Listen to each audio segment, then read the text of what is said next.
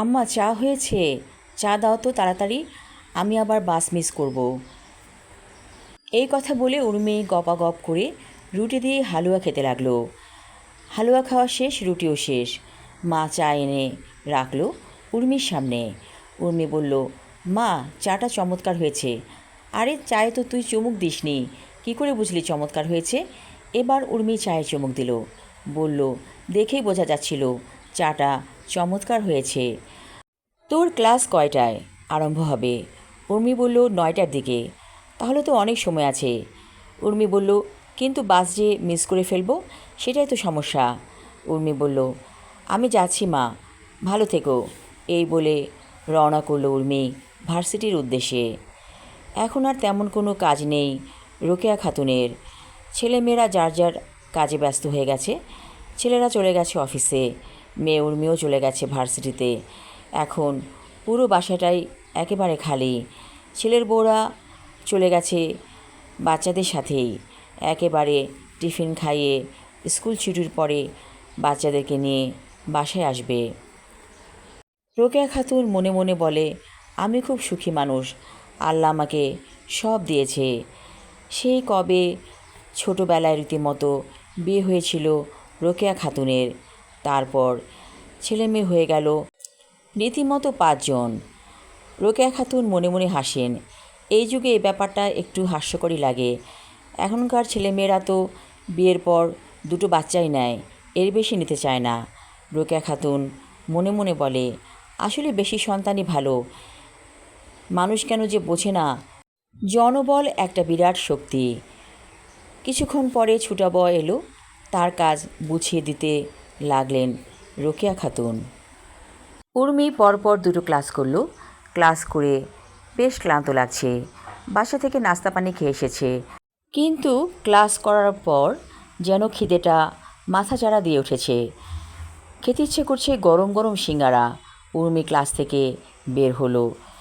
লিটন ক্লাসের পেছনের দরজা দিয়ে বেরিয়েছে। উর্মিকে দেখে বলল, এই উর্মি, সিঙ্গারা খাবি? উর্মি তো অবাক, ওর মনের কথা কি করে জানলো লিটন? উর্মি বলল, খাবো তো, আমি তো সেই কথাই ভাবছিলাম। লিটন বলল, আমি একটা দোকানের সন্ধান পেয়েছি, খুবই মজার সিঙ্গারা। উর্মি বলল, এখন তো আমাদের আর ক্লাস নেই, আরও 2 ঘন্টা পরে, চল তোর মজার দোকানের কাছে যাই। লিটন বলল, কিন্তু দোস্ত, রিকশায় করে যেতে হবে, যাবি তো আমার সাথে? উর্মি বলল, নো প্রবলেম। লিটন একটা রিকশা নিল। রিকশা চলছে তো চলছেই।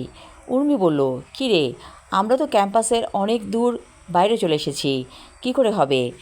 লিটন বলল, সমস্যা নেই, ক্লাস তো 2 ঘন্টা পর। রিকশা এসে থামলো পুরান ঢাকার একটা হোটেলের সামনে। সেখানে গরম গরম সিঙ্গারা ভাজা হচ্ছে।